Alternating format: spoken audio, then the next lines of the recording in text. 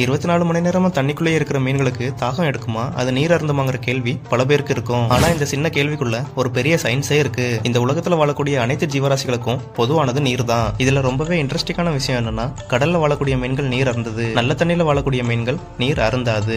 இது உங்களுக்கு ஈஸியா புரியணும்னா ஆஸ்மாசிஸ் செயல்முறை பற்றி தெரிஞ்சிருக்கணும். அதாவது செறிவு குறைந்த கரைசல்ல இருந்து செறிவு கூடிய கரைசல்ல சேர்ந்து புகவிடும் மென்சவு ஊடாக நீர் மூலக்கூறுகள் பரவுதல்னு சொல்லுவாங்க. இதை விட புரியுற மாதிரி சொல்லணும்னா, கடல்ல கரைஞ்சிருக்கிற உப்பின் அளவு கடல்ல வாழக்கூடிய மீன்களின் உடல்ல காணப்படக்கூடிய உப்பின் அளவை விட அதிகமா அப்படின்னா ஆஸ்மாசிஸ் செயல்முறைப்படி நீரானது உப்பின் அளவு குறைவாக உள்ள மீனின் உடலிலிருந்து உப்பின் அளவு அதிகமான உள்ள கடல் நீரை நோக்கி மீனின் தோல் வெளியே கடத்தப்படுது. இந்த செயல்முறையால கடல்ல வாழக்கூடிய மீன்களின் உடல்ல அதிக அளவு நீரிழப்பு ஏற்படுகிறது. இந்த அதிக அளவு நீரிழப்பால அவற்றின் உடல்ல உள்ள நீரின் அளவை சீராக பேணுவதற்கு கடல் நீர்ல வாழக்கூடிய மீன்கள் கடல் நீரை குடிக்க தான் செய்யுது. நன்னீர்ல வாழக்கூடிய மீன்கள் நீர் அருந்தாது. இது எதனாலன்னு அடுத்த வீடியோல பார்ப்போம்.